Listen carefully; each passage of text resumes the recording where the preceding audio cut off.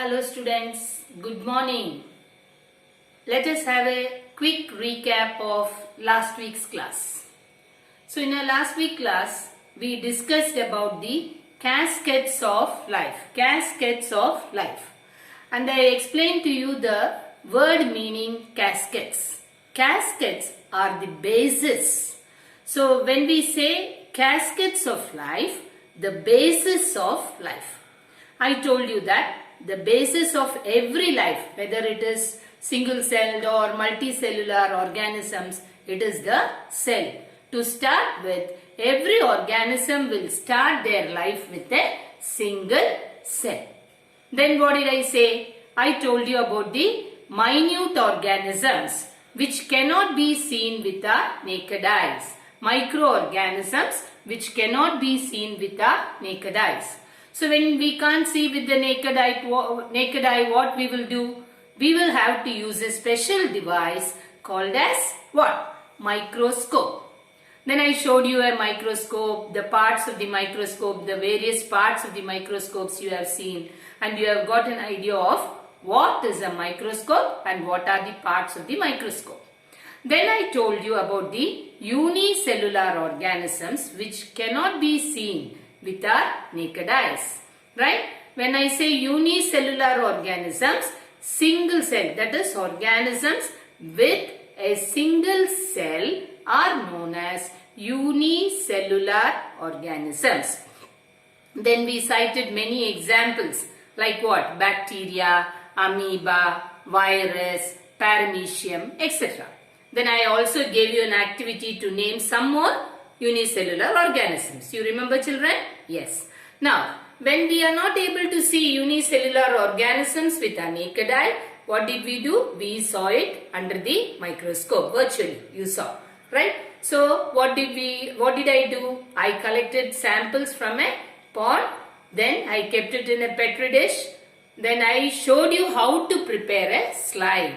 So you have got an idea how to prepare a slide, children, and when you come back to school, you will do it personally and show me. Yes, you should remember all the steps what we have followed. So what did I do? I took the sample water drop. Before that, I wiped the slide. Then I dropped the sample water into the slide, covered it with the cover slip. Then I mounted it under the microscope. I kept it on the stage and viewed it. So, you should have a clear idea how to prepare a slide and view it under the microscope. Yes, children? Then again, I told you about multicellular organisms. When we say multicellular organisms, it means that organisms with more than one cell. Multi means what? Many. Organisms with more than one cell are called multicellular organisms. You can cite many examples around you, children. Horse, elephant, then cow, goat. Likewise, you can name mango tree, banyan tree. All this will come under multicellular organisms. So, organisms with many cells are called as multicellular organisms. So, now you have got an idea of what is microorganism, what is unicellular organisms, what is multicellular organisms. Then one more thing I want to make clear, children.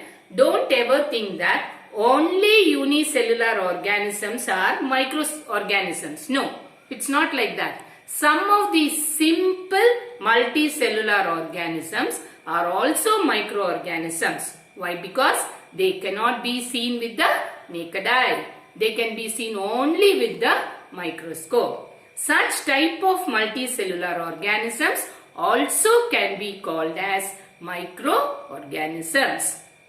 Is it clear, children? So, all the terms what we have learnt is clear to you.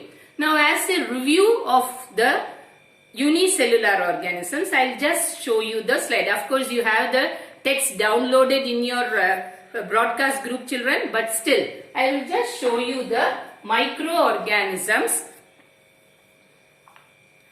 Unicellular organisms such as what? Euglena, paramecium, amoeba, right? So now you have an idea, children.